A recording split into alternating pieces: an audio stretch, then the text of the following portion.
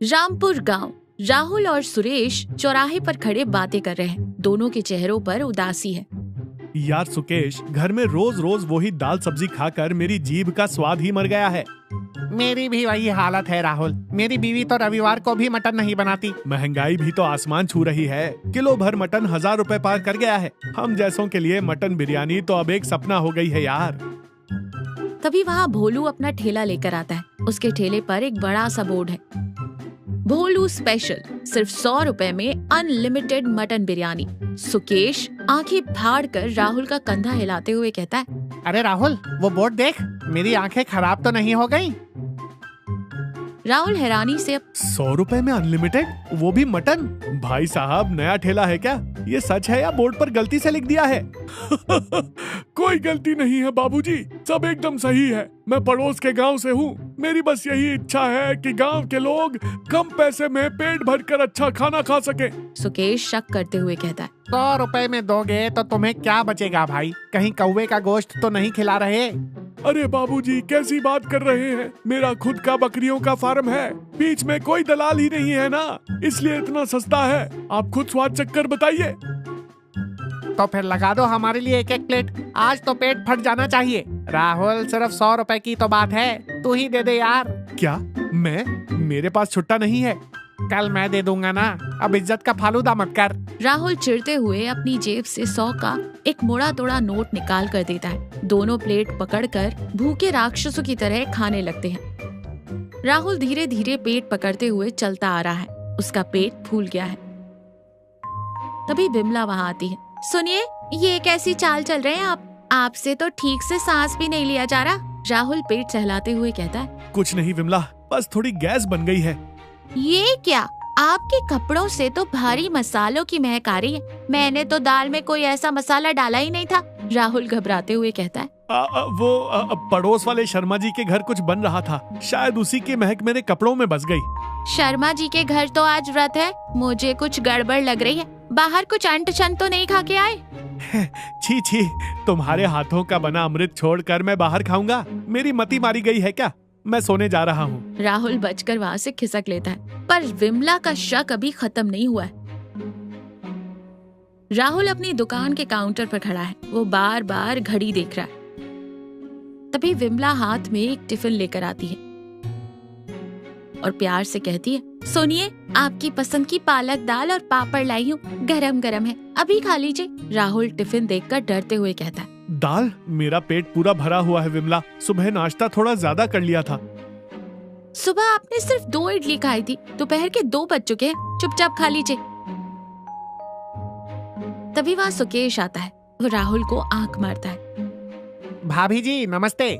अरे Rahul, wholesale market से सामान लेने जाना था ना, टाइम हो रहा है, चल। हाँ विमला, मुझे बहुत जरूरी काम है। तू ये टिफिन वापस घर ले जा, मैं रात को खा लूंगा। चल सुकेश। विमला दुखी होकर कहती है, पर सुनिए तो, कम से कम 2 होने वाले तो।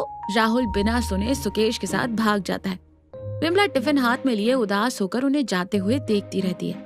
राहुल और सुकेश प्लेट पकड़कर बुरी तरह खा रहे हैं।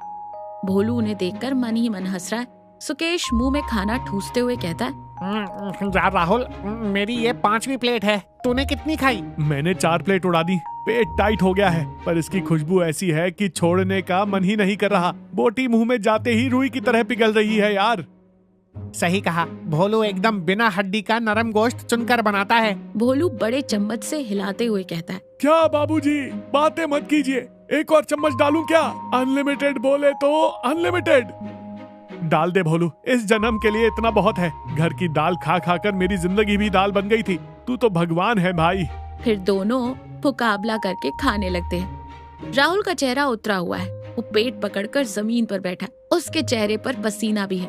विमला परेशान होकर कहती है, क्या हुआ? आपका चेहरा इतना पीला क्यों पड़ गया? पेट में दर्द है क्या? राहुल कमजोरी से करहाते हुए कहता है, पेट में बहुत गुड़गुड़ हो रही है। ऐसा लग रहा है जैसे अंदर कोई महाभारत चल रही है। मैंने पहले ही कहा था, आप पक्का बाहर कुछ उल्टा सीधा खा रहे हैं। रुकिए, मैं अभी अजवाइन का काढ़ा बनाकर लाती हूँ। आज दुकान मत जाइएगा। विमला अंदर रसोई में जाती है। तभी राहुल का फोन बजता है। सुकेश का फोन है। राहुल उठाता है। राहुल, कहाँ है? आज भोलू का डबल मसाला स्पेशल है। ठेले पर भीड़ बढ़ रही है, जल्दी आ। राहुल पेट दर्द को बर्दाश्त करते हुए कहता है, आ रहा हूँ यार, मेरी जान भले ही चली जाए पर मैं वो बिरयानी नहीं छोड़ूंगा। राहुल जबरदस्ती उठता है और विमला के आने से पहले ही घर से भाग जाता है। राहुल की हालत बहुत खराब है, वो काउंटर पर सिर रखकर करहा रहा है। तभी सुकेश पेट पकड़कर रोते हुए अंदर आता है। सुकेश दर्द से मुड़ते हुए कहता है, राहुल, मेरी तो जान निकल रही है यार। राहुल बिना सिर उठाए कहता है, तू यहाँ क्यों आया है? मैंने इसी काउंटर के पीछे 3 बार उल्टी कर दी है। सुबह से 10 बार बाथरूम भाग चुका हूँ। तभी विमला भागती हुई वहाँ आती है। दोनों की हालत देखकर वो चौंक जाती है और घबरा कर कहती है, हे भगवान, ये क्या हालत बना ली है आप दोनों ने। मैं कह कह कर थक गई पर आपने मेरी एक न सुनी। चलिए अब जल्दी अस्पताल। विमला दोनों को अपने कंधे का सहारा देकर वहाँ से ले जाती है। डॉक्टर राहुल और सुकेश का चेकअप कर रहा है। दोनों बिस्तरों पर कमजोर पड़े हैं और उन्हें ग्लूकोज चढ़ रहा है। डॉक्टर गुस्से में हाथ बांधते हुए कहता है, क्यों भाई राहुल, पूरे गांव को राशन बेचते हो, खुद का दिमाग घास चढ़ने गया था क्या? तुम दोनों की आंतों में छाले पड़ गए हैं। भयंकर फूड पॉइजनिंग है। क्या कचरा खा लिया था? सुकेश रोते हुए कहता है, कचरा नहीं डॉक्टर साहब, हमने मटन बिरयानी खाई थी। मटन? तुम्हारी शक्लों से लगता है कि तुम्हें मटन नसीब होगा। वो चौराहे पर जो भोलू का ठेला है ना डॉक्टर साहब, उसी का 100 रुपए का अनलिमिटेड मटन खाया था। 100 रुपए में? अरे सुकेश, तू अपना दिमाग दर्जी की दुकान पर छोड़ आया था क्या? 100 रुपए में आजकल आधा किलो प्याज नहीं आता, वो तुम्हें मटन बिरयानी देगा? उसने पक्का खाने में कोई भयंकर मिलावट की है। 1 हफ्ते तक बिस्तर से मत उठना। घर की खिचड़ी के अलावा कुछ भी खाया तो सीधा ऊपर जाओगे। विमला गुस्से में साड़ी का पल्लू कमर में खोसकर भोलू के ठेले के पास आती है। ठेले पर ताला लगा है, भोलू भाग चुका है। विमला आसपास देखती है। ठेले के नीचे उसे एक बड़ा सा कूड़ेदान दिखाई देता है। विमला कूड़ेदान में झांकते हुए कहती है, आज अगर वो धोखेबाज मेरे हाथ लग जाता तो उसकी खाल उधेड़ देती। भाग गया डरपोक। विमला कूड़ेदान से एक खाली गत्ते का डिब्बा निकालती है। उसके साथ एक छोटी सी काले रंग की शीशी भी है। डिब्बे पर जो लिखा है विमला उसे पढ़ती है, सोया चंक्स मील मेकर। और उस काली शीशी पर लिखा था, आर्टिफिशियल मटन फ्लेवर एसेंस, नकली मटन की खुशबू। विमला को अब पूरी बात समझ आ जाती है। विमला खुद से कहती है, ओहो, तो ये कहानी थी। मैं तो पहले ही समझ गई थी कि 100 रुपए में मटन कैसे मिल सकता है। इन आदमियों का सारा ध्यान बस अपने पेट पर होता है, दिमाग तो इनके घुटनों में है। राहुल और सुकेश लेटे हैं। विमला वो गत्ते का डिब्बा लाकर उनके सामने रख देती है। राहुल कमजोरी से आंखें खोलते हुए कहता है, ये क्या है विमला? मेरे लिए कोई दवाई लाई हो क्या?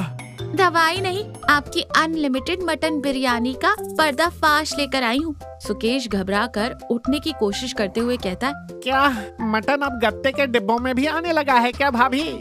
खुद ही पढ़कर देख लीजिए। ये कोई मटन वटन नहीं है, ये मील मेकर है, यानी सोयाबीन की बड़ी। उस पानी में भीगे हुए स्पंज में मटन की खुशबू वाला केमिकल और रंग मिलाकर वो भोलू तुम दोनों को उल्लू बना रहा था। राहुल और सुकेश एक साथ चौंकते हुए कहते, क्या? सोयाबीन की बड़ी? अरे बाप रे, मैं सोच रहा था कि बोटी मुंह में जाते ही पिघल रही है। वो बिना हड्डी का मुलायम गोश्त है। मुझे पता ही नहीं चला कि मैं केमिकल में डूबा हुआ स्पंज खा रहा हूँ। 100 रुपए के लालच में आकर अस्पताल में 5000 रुपए का बिल फाड़ दिया। विमला दोनों को एक एक कटोरी गरम और सादी खिचड़ी देती है। अब कुछ अकल आई आपको? सस्ती चीजों के लालच में ऐसे ही अंधे हो जाओगे तो अस्पताल ही पहुंचोगे। हम क्या खा रहे हैं, कहाँ खा रहे हैं, इसका ध्यान रखना बहुत जरूरी है। सेहत से बढ़कर दुनिया में कोई दौलत नहीं है। राहुल विमला का हाथ पकड़कर आंखों में आंसू लिए कहता है, मुझे माफ कर दो विमला, तुम मेरी सेहत की इतनी परवाह करके टिफिन लाई थी और मैंने तुम पर गुस्सा किया। तुम्हारे हाथ का बना सादा खाना ही मेरे लिए असली अमृत है। ये बात मुझे आज समझ आ गई। अब मैं कभी भी बाहर सड़क पर ऐसे लालच में आकर नहीं खाऊंगा। मुझे भी माफ कर दो भाभी। कल से मेरी पत्नी घर में जो रूखा सूखा बनाएगी मैं वही चुपचाप खा लूंगा। मुफ्त में भी कोई बुलाएगा तो मैं ऐसे कचरे के पास नहीं जाऊंगा। विमला मुस्कुराती है। राहुल और सुकेश कमजोरी से अपनी खिचड़ी खाने लगते हैं। वो उन्हें बेस्वाद लग रही है, लेकिन फिर भी वो एक दूसरे की शक्ल देखकर अपनी बेवकूफी पर शर्मिंदा होते हुए उसे खा रहे हैं। तो देखा, लालच हमेशा बुरी बला होती है। बहुत सस्ती मिलने वाली चीजों में कभी गुणवत्ता नहीं होती। घर का बना सादा खाना ही सेहत का सबसे बड़ा रक्षक है।